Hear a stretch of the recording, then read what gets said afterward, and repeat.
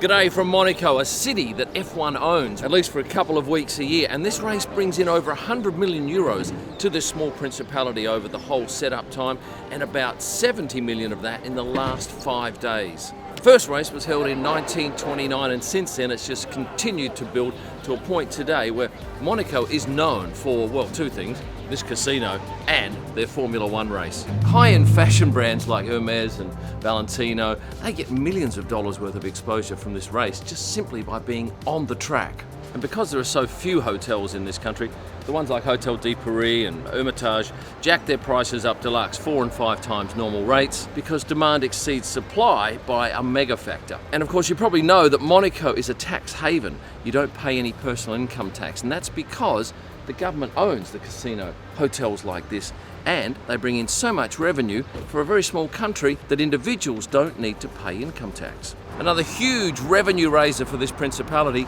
is berthing fees down here in the marina. Some of those boats are paying up to 100,000 euros for 5 nights, and a number of the medium-sized boats are just there for corporate entertaining. You can buy a ticket on many of those boats. You can buy a 1, 2 or 3 day viewing package. You can buy passes for shows at night. Yes, it's ostentatious. Yes, it's amazing, but this is Monaco. I think this place probably has the highest concentration of supercars that I see anywhere in the world. And already on the driveway here at the hotel that we're staying at for 2 nights are a Ferrari and a Porsche. This one here, the 918 Spider, exceptional.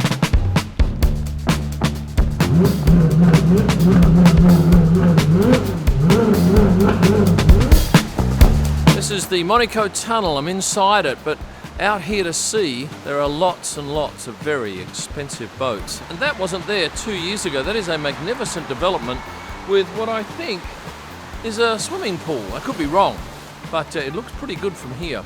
So let's go down and let me tell you a bit about shooting inside this tunnel.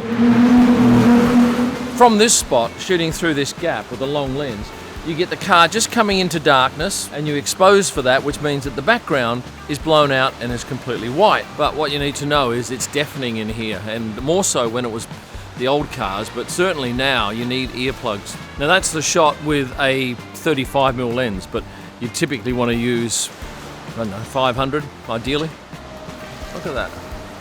There is a camera position here in the tunnel, and the cameraman will typically spend the whole of the day at that spot. See this? This is a hole in the fence, but it's designed for us to shoot through. But if you have a look down here, that's quite a large gap in the fence. That's a nice shot. I might come and have a crack at that. But the whole way along here, this fence, which has been here, I imagine, for eons, has different widths. Like here, what do you reckon's happened here? This stretch along here is certainly one of my favourite places to photograph F1. Now I'm standing on the track and I'm about 50 metres from the exit of that tunnel. But shooting over here from the ground, and it is bloody uncomfortable, through a gap in the Armco, which is about that size. As long as there's bright sunshine here, you get the darkness of the tunnel behind and you get shots like this. For me, it's one of the cleanest and most pleasing shots that I take all year. So nice.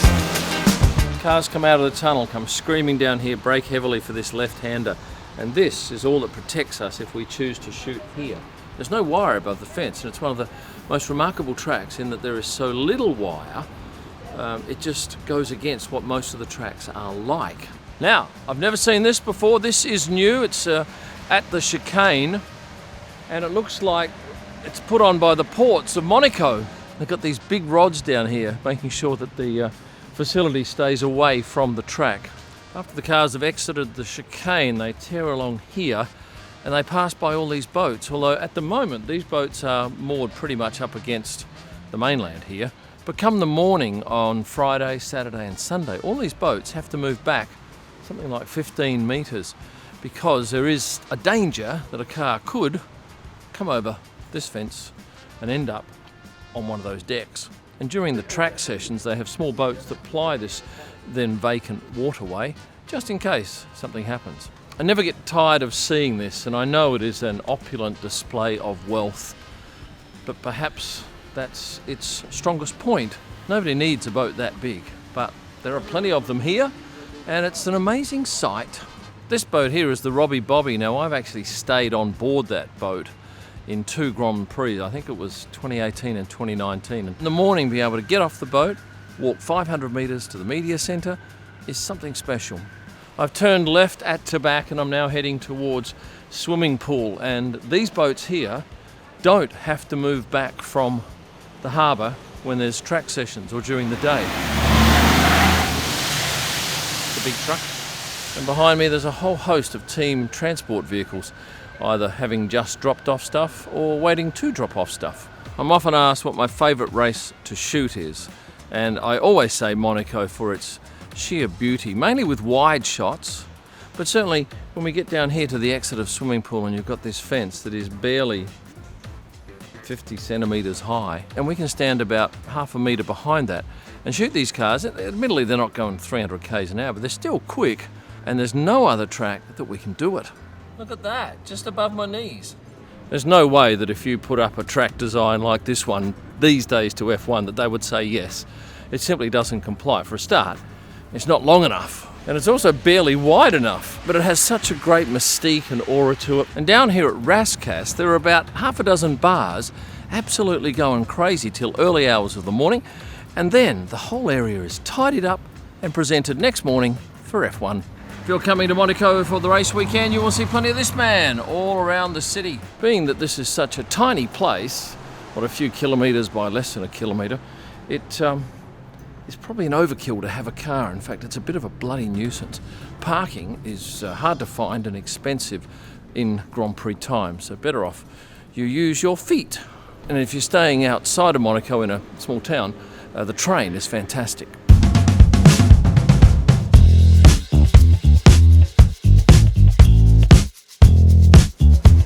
Such a beautiful area down here.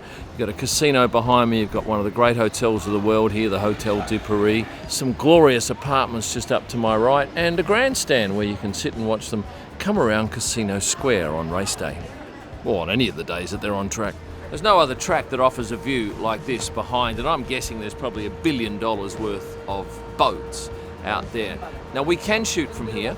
We can also shoot from the top of one of these buildings, and it allows you to get this most magnificent panoramic view of what is a really stunning place. Well, it's breakfast time and we've come to a place called L'Epidore. Now, this is well back from the main street where the track runs in Monaco, and as such, the prices drop dramatically.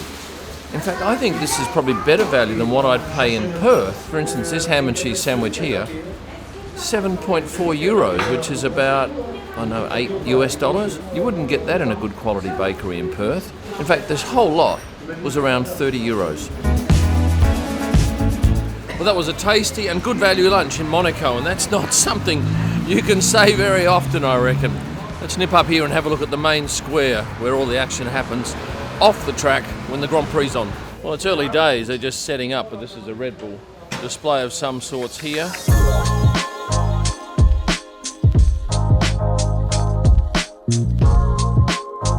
And if you don't like Formula One, but you're a nature lover, you'll love the gardens and the trees and the plants on offer. Superb.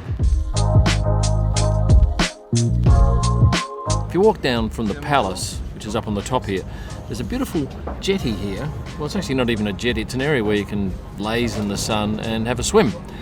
We've actually popped up just above it and had a meal here at this place, Milizia Mar. And I was expecting to pay crazy money because it's A, it's Monaco, and B, it's got a stunning view, but I thought that was pretty reasonable. We had this salad with octopus and calamari, 2 glasses of nice white wine, bottle of sparkling mineral water, 40 euros. That certainly is cheaper than what I would have expected in Miami, probably on par with what we pay in Perth at a reasonable restaurant. But you get this $1 million view. Now we're going to go and have a look at a bit more of the F1 track. A lot of this infrastructure around the track has been up for a couple of weeks because they had the historic race here going back 2 weekends ago. But for sure they wouldn't have had the same number of boats that are sitting out in that harbour now, and it does look spectacular. If you're wondering what the price of tickets are here, I can tell you that 190 euros gets you that for Friday, 440 on Saturday, and at the moment it's sold out on Sunday, but I'm guessing 800 for Sunday. But you want to be up at least higher than row S, otherwise you're looking through wire.